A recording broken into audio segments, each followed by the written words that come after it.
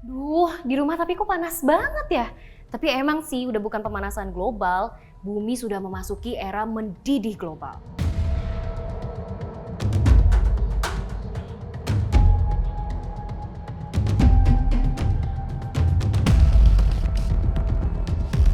Kata Sekretaris Jenderal PBB Antonio Guterres, era pemanasan global tergantikan dengan era mendidih global atau global boiling. Ia percaya dengan riset para ilmuwan yang mengonfirmasi bahwa bulan Juli menjadi bulan terpanas sepanjang sejarah. Menurut Organisasi Meteorologi Dunia dan Program Pengamatan Copernicus Earth di Uni Eropa, kenaikan global ini dipicu oleh pemanfaatan bahan bakar fosil.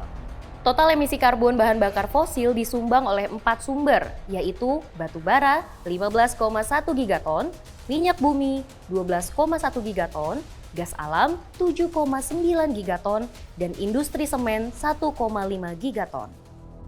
Selain itu, kenaikan suhu juga didorong sama polusi yang ngejebak sinar matahari di dalam atmosfer bumi atau disebut efek rumah kaca.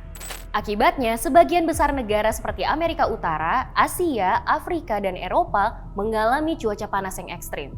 Di Korea Selatan, pemerintah naikin level peringatan krisis cuaca panas ekstrim dari waspada menjadi serius. Ini merupakan level gelombang panas tertinggi di Korea. Level serius ini baru pertama kali dikeluarkan dalam 4 tahun terakhir sejak tahun 2019.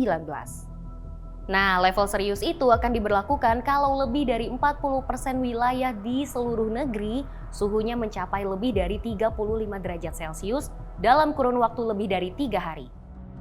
Menurut pantauan WMO, catatan suhu harian terpanas terjadi di Prancis, Yunani, Italia, Spanyol, Aljazair, dan Tunisia. Rekor suhunya berkisar antara 45,2 hingga 49 derajat Celcius. Kondisi ekstrim ini berpotensi nurunin kualitas kesehatan masyarakat juga kerusakan lingkungan. Bahkan di sejumlah negara lagi ngalamin yang namanya kekeringan parah. Seperti Sungai Loire di Prancis yang mengalami kekeringan sampai bagian dasarnya terlihat pada Senin 1 Agustus lalu. Kekeringan dan kekurangan air juga dialami para pengungsi Sudan. Mereka rela antre sampai 6 jam buat ngisi beberapa jerigen dengan air di kamp pengungsi Chad. Kondisi kekeringan dan kelaparan juga terjadi di Indonesia, tepatnya di Kabupaten Puncak, Papua Tengah.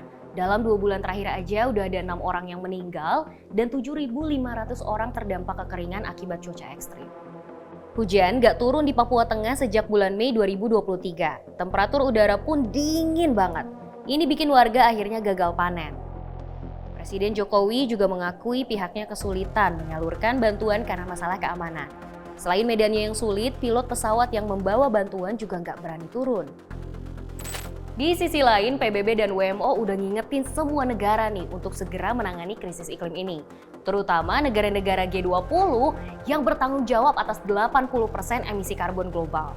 Indonesia tuh jadi salah satu negara yang paling ambisius loh soal target penurunan emisi. Sampai 43,2% di tahun 2030.